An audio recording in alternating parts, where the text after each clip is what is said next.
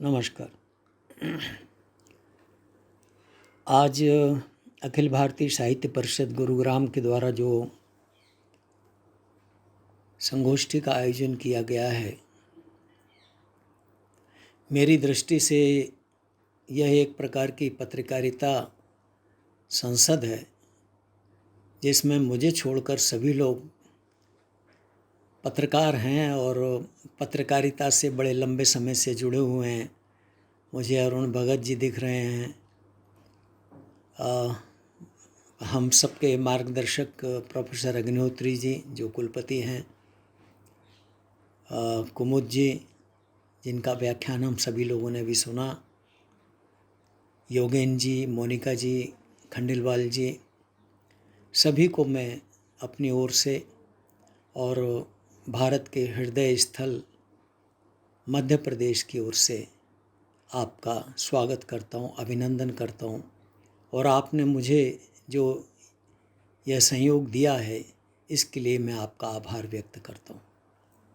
विशेष तौर पर कुमुद जी से जो चर्चाएं हुई वो मुझे अच्छी तरह स्मरण है। मैंने उनसे कहा भी था कि मेरा विषय तो पॉलिटिकल साइंस है, मैं क्या करूँगा इसमें मेरी समझ में नहीं आता, लेकिन उन्होंने कहा कि नहीं, आप कुछ न कुछ कहिएगा।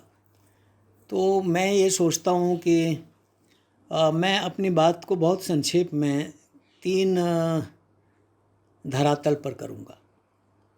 ये जो विषय है इसमें पहली बात तो है हिंदी, दूसरी है पत्रकारिता और तीसरा है तकनीकी।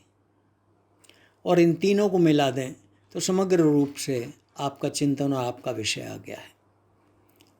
पत्रकारिता का स्वरूप, उसका विकास, उसमें तकनीक की भूमिका हमने बहुत अच्छी तरीके से सुनी है, समझी है। अभी अभी अरुण जी के द्वारा काफ़ी व्यापक तरीके से इसका प्रकाश डाला गया। मुझे क्या लगता है कि जैसा कि अभी कुमुद जी ने भी कहा कि हिंदी जो है राष्ट्रभाषा बनेगी। राष्ट्रभाषा बने ना बने अपने स्थान पर है, हम प्रयास कर रहे हैं, लेकिन हिंदी ने एक अंतर्राष्ट्रीय स्वरूप प्राप्त कर लिया है, इसमें दो मत नहीं है। और वह अंतर्राष्ट्रीय स्वरूप हमें केवल ऐसे ही नहीं देखने को मिलता। आज यदि हम देखें तो विश्व में हिंदी का जो स्तर है वह दुनिया के अन्य भाषाओं से अधिक है। हिंदी भाषी लगभग 80 करोड़ लोग हैं जो पूरी दुनिया में और भारत में फैले हुए हैं। हिंदी भाषा और तकनीकी से जोड़ करके हम यदि देखें तो संसार में केवल हिंदी भाषा ही एक ऐसी भाषा है जो तकनीकी भाषा है, क्योंकि इसका जो मूल स्रोत है वह संस्कृत से निकला हुआ है। और संस्कृत में हम यदि देखें शब्दों की संख्या तो 102 अरब 98 करोड़ 50 लाख शब्द संस्कृत में विन्यास में आते हैं, और जो किसी भी तकनीकी और कंप्यूटर ज्ञान के लिए पर्याप्त हैं। संयुक्त राष्ट्र संघ ने भी इस बात को स्वीकार किया है। यूनाइटेड नेशंस के अनुसार जो 57% भाषाएं हैं वो कहीं ना कहीं तकनीकी और कंप्यूटर की भाषा वो संस्कृत से उत्पन्न हुई है। प्रोसेसिंग की दृष्टि से हम यदि देखें तो कंप्यूटर की भाषा में प्रोसेसिंग है, सी है, C++ है, जावा है, राबू है, कैलकुलेशन करना है, इन सब का आधार संस्कृत रहा। हमने हिंदी भाषा को तकनीकी के माध्यम से एक नया स्वरूप प्रदान करने का प्रयास किया। आज पूरी दुनिया में हिंदी पत्रकारिता इतनी समावेशी हो गई है, इतनी छा गई है कि लगभग 1,14,000 समाचार पत्रों में से लगभग 46,000 समाचार पत्र हिंदी भाषा में प्रकाशित होते हैं। यह भाषा की शक्ति, भाषा की समृद्धि और भाषा का अनुकरण करने के द्वारा ही हमें इसका स्वरूप पता लगता है। अभी तक हम क्या समझते थे कि जो हिंदी है वह केवल भारत तक सीमित है, भारत में ही बोली जाती है।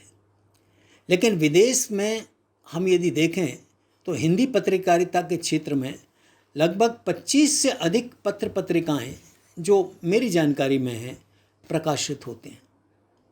बीबीसी, जर्मन के जो कार्यक्रम हैं, जापान के हैं, चाइना में जो कार्यक्रम हैं, दुनिया का ऐसा कोई देश नहीं है जो तकनीकी के माध्यम से हिंदी भाषा में अपना प्रसारण नहीं करता हो। इसका मतलब यह है कि दुनिया में हिंदी को चाहने वाले लोगों की संख्या बढ़ती चली जा रही है। भारतीय जो विदेशों में रहते हैं, यदि दूसरा भारतीय मिल जाता है तो वह किसी जर्मन, फ्रेंच, इंग्लिश या अन्य भाषा में बात न करते हुए भारतीय भाषा में, हिंदी भाषा में बात करते हैं। और पत्रकारिता का स्वरूप हम केवल समाचार पत्रों तक सीमित न रखें, खबरों का आदान प्रदान सीमित न रखें, घटनाओं का वर्णन सीमित न रखें, बल्कि पत्रकारिता के अंदर साहित्य है, संस्कृति है, कला है, दर्शन है, रीति रिवाज है, परंपराएं हैं, उनका जो लेखा जोखा है, उनका जो परंपरागत तथ्यात्मक दृष्टि है, उसका यदि हम प्रसार करते हैं तो वह भी एक प्रकार की पत्रकारिता ही है।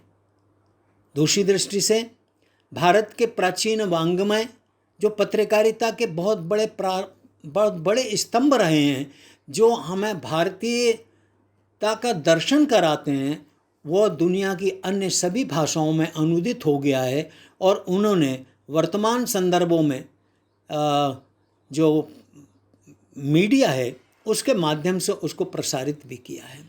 इस दृष्टि से हम यदि देखें तो हिंदी भाषा और हिंदी पत्रकारिता एक अंतर्राष्ट्रीय स्वरूप में विकसित होती चली जा रही है। दुनिया में लगभग 115 ऐसे शैक्षणिक संस्थान और विश्वविद्यालय हैं जिनमें हिंदी भाषा पढ़ाई जाती है और उसमें वो आधुनिक तकनीकी का प्रयोग करते हैं। बच्चा अपने घर पर बैठ कर के भी हिंदी भाषा को पढ़ सकता है, सीख सकता है। अमेरिका के 32 विश्वविद्यालयों में हिंदी भाषा का प्रचार प्रसार हुआ है। लंदन की यूनिवर्सिटियों में, जापान में, सभी जगह हमें हिंदी भाषा का जो बोलबाला है वह देखने को मिलता है। अब हमारे सामने प्रश्न ये उठता है कि जो तकनीकी का प्रविष्टीकरण हिंदी भाषा पत्रकारिता में हुआ है उससे क्या परिवर्तन हुए हैं। सबसे बड़ा परिवर्तन तो पत्रकारिता के मनोविज्ञान में हुआ। उसकी जो मानसिकता है, उसका जो मानस है, उसका जो चैतन्य है, वह मेरी दृष्टि से खोजी तो हुआ है लेकिन थोड़ा आलसी भी हुआ है।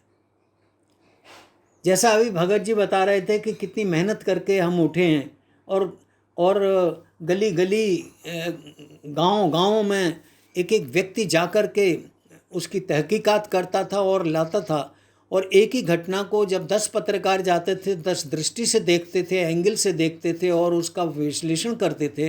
लेकिन आज तकनीकी के माध्यम से हम घर बैठे जब सारी चीज़ों को देख लेते हैं तो उसके विश्लेषण में और उसके प्रति जो जिज्ञासा है उसमें हमें उतनी अभिरुचि उतनी नहीं रहती है कि भाई टेलीविज़न पर तो देख लिया। और टेलीविज़न की स्थिति, दूरदर्शनों की स्थिति, मीडिया हाउसेस की स्थिति आप जानते हैं कि किस प्रकार के एंगल से और किस प्रकार के ओरिएंटेशन से चलते रहते हैं। किस प्रकार से तकनीकी ने हमको, हमारे मानस को बदल दिया है। दूसरी दृष्टि ये है कि तकनीकी के कारण जो रियलिटी और वर्चुअलिटी है उसमें हम बड़ा भेद करना भूल गए हैं। और अब हम जो एक वर्चुअल युग में रह रहे हैं इसमें तकनीकी के माध्यम से ही सब कुछ होता है, लेकिन तकनीकी में फ्लो होने वाला जो तत्व है, जो व्यक्ति के मन और मानस से निकलता है, उसकी कोई ऐसी तकनीकी इजाद नहीं हुई है कि जो कोई दूसरा व्यक्ति चाहे वो उसके मन में उसी प्रकार के भाव आएँ, उसी प्रकार का लेखन हो। इसे सुदृढ़ करने के लिए बहुत आवश्यक है, चाहे उसके लिए प्रशिक्षण देना पड़ो। तकनीकी परोक्ष रूप से हमारे मन को, हमारे चिंतन को, हमारी अभिव्यक्ति को, हमारी लेखन की क्षमता को, हमारे विश्लेषण की दृष्टि को पूरी तरीके से बदल चुका है। इसमें हम रियल और हाइपोथेटिकल एस्पेक्ट को भी हम देख सकते हैं। जो रियलिटी जो हम देखते हैं समाचार दूरदर्शन में के माध्यम से, उस रियलिटी में हमारी कोई अपनी हाइपोथेसिस भी जनरेट करती है। तो ये एक खोजी विषय हो जाता है पत्रकारिता के लिए, जो निश्चित तौर पर जिसमें यदि पत्रकारिता का सुदृढ़ और व्यापक दृष्टि और ज्ञान नहीं है तो वह उस जो दिख रहा है उसी के अनुरूप उसी में वो घूमता रहता है। एक और विषय हमारे सामने जो उभर के सामने आ जाता तकनीकी दृष्टि से थोड़ा हमको कठिन लगता है, वो ये लगता है कि जो नॉन एग्जिस्टिंग फैक्ट हैं उनको हम एग्जिस्ट करने में तकनीकी के माध्यम से बड़े सफल हो रहे हैं, और जो एग्जिस्टिंग फैक्ट हैं, जो रियलिटी है, उसको हम नेपथ्य में ले जाने के लिए भी हम तकनीकी का सहारा ले रहे हैं। इस प्रकार से जो तकनीकी है उसने हमें विकसित तो किया है, लेकिन साथ ही साथ हमारे पास में जो नॉन एग्जिस्टिंग करैक्टर जो हमारे हैं उनको भी हमने हावी करने का और उनको भी हमने लगाने का प्रयास किया है। डिजिटल मीडिया हुआ चाहे सोशल मीडिया हो, उसमें सभी लोग ओपन टू एक्सप्रेस हैं, अपनी बात को कहने के लिए स्वतंत्र हैं, और उसका दायरा गांव से लेकर के देश और देश से लेकर के पूरा विश्व और ब्रह्मांड हो गया है। लेकिन प्रश्न ये उठता है कि सभी के हाथ में जब तलवार होगी, सभी किसी एक चीज़ के ऊपर कमेंट करेंगे, डेमोक्रेटिक पैटर्न में यह पत्रकारिता और प्रेस की स्वतंत्रता के लिए ज़रूरी है, तो उसमें एक समाज में भ्रामक स्थिति भी पैदा होती है। एक जो विज़न है, एक जो दृष्टि है, वह हम एक समान रूप से नहीं ला पाते। लोगों का कहना ये भी है कि भाई ये तो व्यक्तियों के अपने सोचने और समझने का दृष्टिकोण है, लेकिन सोचने और समझने के दृष्टिकोण को भी एक दिशा और एक निर्देश देने की आवश्यकता है, जो पत्रकारिता में हम पूरी तरीके से आज की दृष्टि से हम नहीं निभा पा रहे हैं। पत्रकारिता तकनीकी के माध्यम से काफ़ी सस्ती हो गई है, हर व्यक्ति पत्रकार बन गया है। जिस व्यक्ति को देखो वो कहीं भी खड़ा होकर के कोई भी रिकॉर्डिंग करके, चाहे वो उसकी प्राइवेसी का विषय हो, चाहे वो उसकी व्यक्तिगत टॉक्स हो, चाहे वो उसके मित्रतावत कहे हुए व्यंग्यात्मक तरीके से बातें हों, उनको वो समाज के सामने जब रखता है तो उसमें वो अपने को सर्वाधिकारी और सर्वोच्च समझता है। इसलिए हमें नई तकनीकी के साथ साथ समाचार पत्रों का विश्लेषण, समाचारों का शोधन और समाचारों के स्रोत को भी एक नए दृष्टि से देखने और संयोजन करने की आवश्यकता है। इस दृष्टि से मैं यदि कहूँ तो आज संयोजन, प्रकाशन बहुत अच्छा हुआ है। वर्तनी की अशुद्धियाँ नहीं हैं, लेकिन जो चीज़ें बढ़ी हैं, जिन चीज़ों का आगे भविष्य में प्रभाव पड़ेगा, और मैं मानकर ये चलता हूँ कि इस प्रकार से प्रत्येक व्यक्ति को, यदि हम समाज के 130 करोड़ व्यक्ति को हम पत्रकार बना देंगे तो कौन किसकी बात को सुनेगा, कौन किसकी बात पे अमल करेगा। इसलिए एक पत्रकारिता में एक ऐसे सशक्त नेतृत्व की आवश्यकता है, जो पत्रकारी नेतृत्व समाज को एक नई दिशा दे सके, और कहाँ किन तकनीकी का किस प्रकार से संभलकर उपयोग करना है, उसको किस प्रकार से प्रसारित करना है, इस विषय पर भी एक ध्यान रखा जाए। वास्तव में हम टेक्नो फ्रेंड तो हुए हैं, उसने हमें आलसी भी बना दिया है, जो मैंने अभी चर्चा की थी।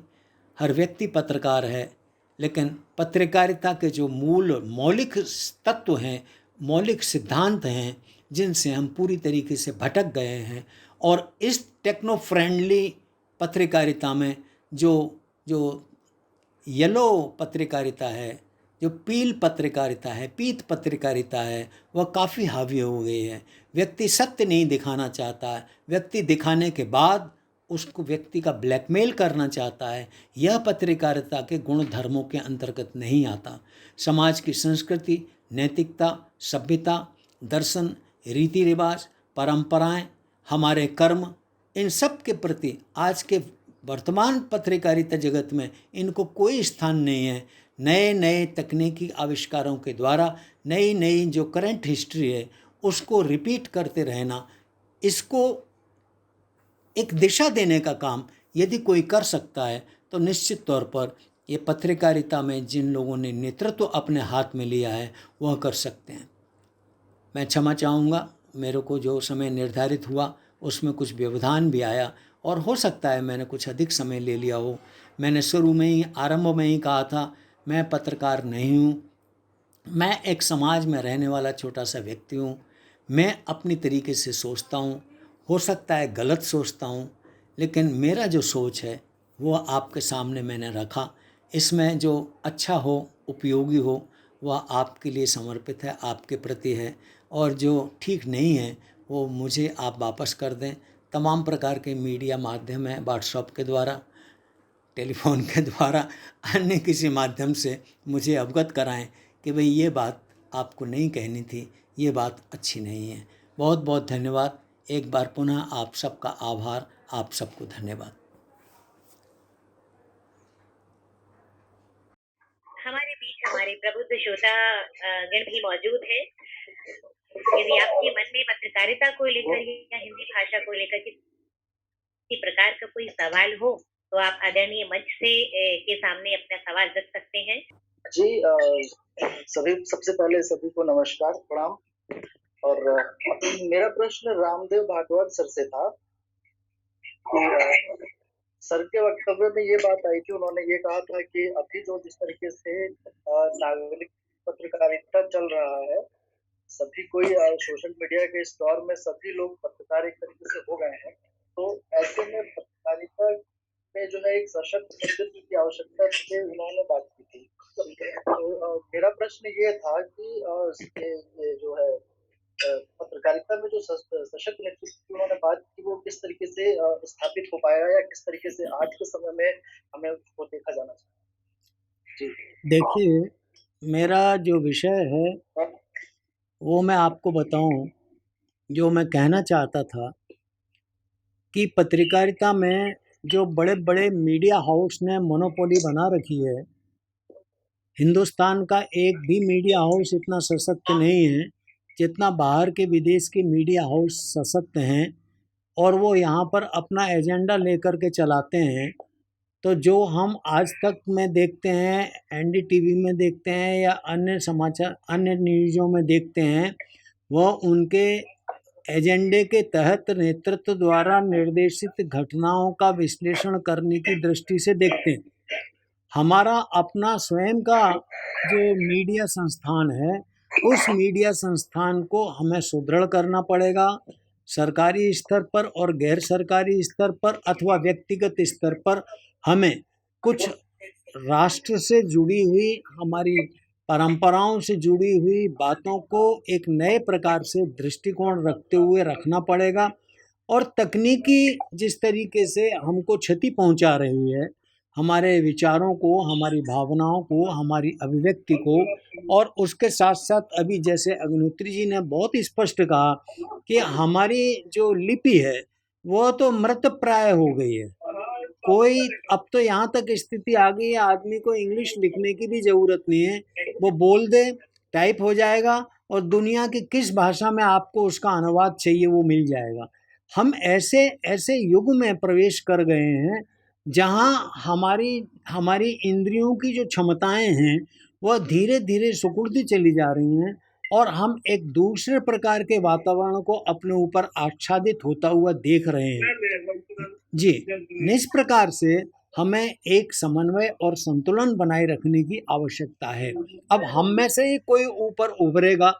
आज जो हमारे बड़े बड़े नेतृत्व करता हैं पत्रकारिता के, जो सैद्धांतिक दृष्टि से नेतृत्व करता पत्रकारिता के अलग बात है, और व्यावहारिक दृष्टि से पत्रकारिता में जिन्होंने अपनी जीवन खपाया है, उनके अनुभवों से उत्पन्न हुए सिद्धांतों से निकली हुई पत्रकारिता एक दूसरे प्रकार की पत्रकारिता है। इन दोनों में एक समन्वय की दृष्टि और समन्वय का भाव रखना चाहिए। अब तो पत्रकारिता सिखाने के विश्वविद्यालय भी खुल गए। हर चैनल अपना पत्रकारिता का प्रमाण पत्र देने लगा है। तो प्रमाण पत्र देने से पत्रकारिता नहीं आती है, उसमें खपना पड़ता है। मेरा आशय सिर्फ यही था कि पहले समय में एक पत्रकार गांव में पहुंचता था, सब लोग उसको अपनी खबरें बताते थे, अपने दुख सुख बताते थे, और वो जब छप जाता था तो बड़ा उत्साह होता था। अब तो प्रत्येक व्यक्ति अपनी खबर, अपना दुख सुख अपने आप लिख करके अभिव्यक्त कर देता है। तो वो जो एक कड़ी है, वो एक दूसरे से जुड़े रहने का जो जो विचार है वह विचार धीरे धीरे धूमिल होता चला जा रहा है, और जो मिलने जुलने का जो संस्कार था, जो हमारी संस्कृति, हमारे भारतवर्ष की विशेषता थी, वह धीरे धीरे पुनः नए तरीके से स्थापित होता चला जा रहा है। इसको हमें नए तरीके से सोचने की आवश्यकता है। मैं ऐसा सोचता हूँ, मैं ऐसा समझता हूँ।